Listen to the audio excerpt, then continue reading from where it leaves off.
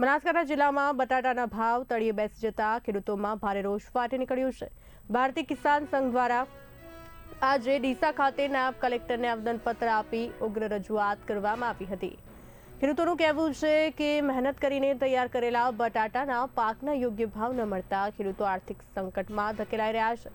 આવેદનપત્રમાં જણાવાયું છે કે ખેડૂતો દ્વારા મોંઘા ખાતર, દવાઓ અને બટાટાનું બીજ ખરીદી ભારે ખર્ચ કરીને પાક તૈયાર કરવામાં આવ્યો છે, પરંતુ હાલ બજારમાં બટાટાના ભાવ તળિયે બેસી જતા ખેડૂતોને ઉત્પાદન ખર્ચ પણ પાછો મળતો નથી, જેને કારણે ખેડૂતો બેંકના લીધેલા ધિરાણ પણ ચૂકવી શકતા નથી અને ગંભીર આર્થિક મુશ્કેલીમાં મુકાઈ ગયા છે। અમે ભારતીય કિસાન સંઘ ડીસા તાલુકાની કારોબારી નાયબ કલેક્ટરશ્રીને આવેદનપત્ર આપ્યું છે કે અત્યારે વર્તમાન પરિસ્થિતિ જે બટાકાના ભાવ તળિયે બેસી ગયા છે અને ખેડૂતોને પરવાર નુકસાન થઈ રહ્યું છે।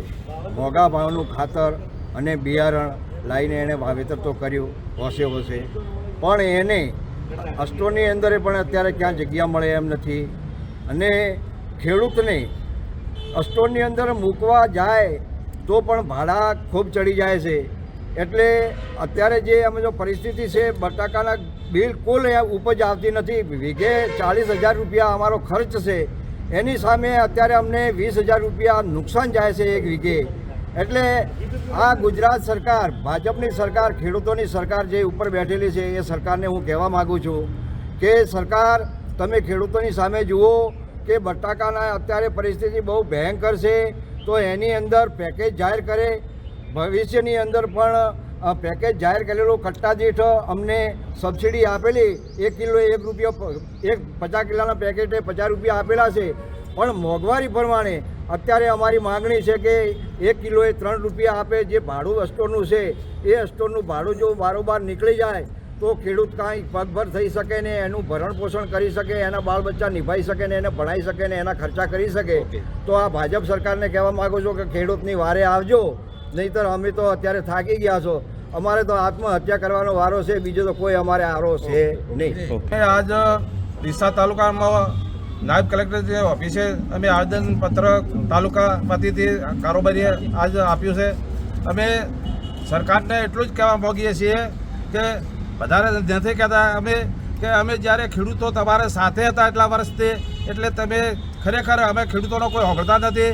અમારે તમે જ્યારે અમારો જે કાર્યક્રમ ગાંધીનગર હતો ત્યારે તમે અમાને ખૂણીએ ગોળ સટાડી અને અમાને કાર્યક્રમ મોકૂફ રખાયો અને અમારા જે 13 મુદ્દા તમે જે મોઢાથી બોલ્યા હતા એ મુદ્દા હજી સુધી તમે કોઈ બારે સરકારે કોઈ પરિપત્ર પાડ્યો નથી।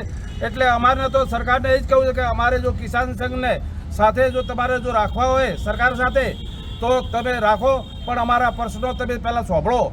નગર અમે તમારે 27મી સાલ શું પણ હવે જે તાલુકાની ચૂંટણીઓ, જિલ્લાની ચૂંટણીઓ આવશે એમાં પછી કિસાન સંઘ તમારો વિરુદ્ધ જો કરશે તો પછી તમે એમ ના કહેતા કે કિસાન સંઘ ખેડૂતો હાથે હતા અને અમે કેમ એમ કર્યા છે, પણ તમે અમારી વાત ના સાંભળતા। એના કારણથી અમારે ખેડૂતોને પોષણ ભાવ મળતા નથી। એના કારણથી અમારે તમારે આજ દાબીને કહેવું છે સરકારને કે ખેડૂતોના હિત માટે જો તમે આ સરકાર બેઠા છો તો 70% ખેડૂત છે, જો ખેડૂતોના કારણથી તમે બેઠા છો, જો એટલું જ બહાર કહેવું છે કે જે અમારા પ્રશ્નો છે તરત તમે સોલ્વ કરે। ઓકે, સરસ।